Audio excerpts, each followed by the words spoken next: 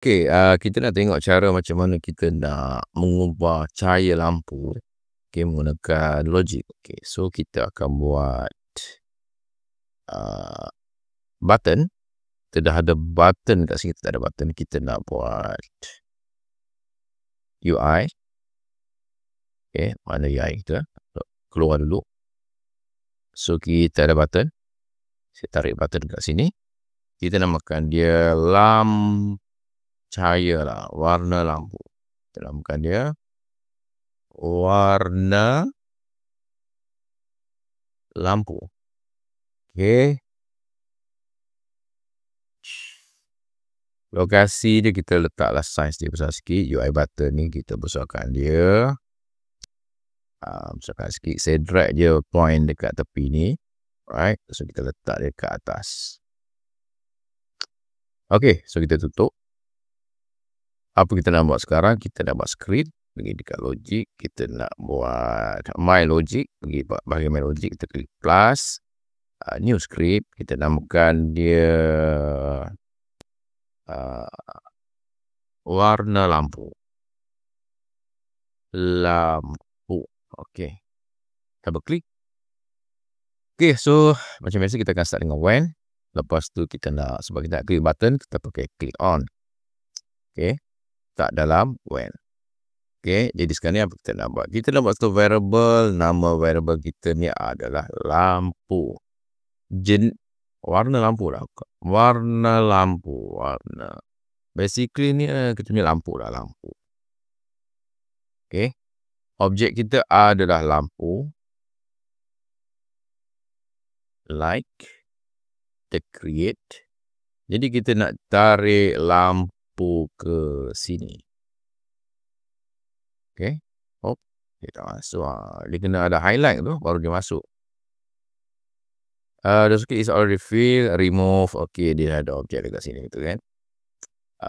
Okey, objek ni variable. Dia pakai objek me ni. Sepatutnya kita boleh drag je kat sini. As we fill, remove it, dia kata kan. Variable me method. Okay. So kita bantu. Sorry, kita bukan buat variable objek. Kita bukan buat variable type.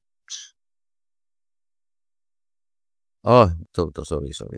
Variable kita adalah saya delete dulu ni. So, kita namakan dia variable lampu. Okay, type kita adalah lampu lah. Okay, sebab dia nak objek dekat sini. Dia nak objek. So, kita tarik bukannya lampu tadi, sorry. Dia nak objek. Okay, baru variable yang kedua, kita buat cahaya lampu. Okay. Warna. Alright, warna. So, kita tukar. Ini baru type dia lampu. Like. Kita create. Kita expand dia. So, kita adalah color, ada intensity. Ini yang kita boleh ubah. Kita tarik color dekat sini.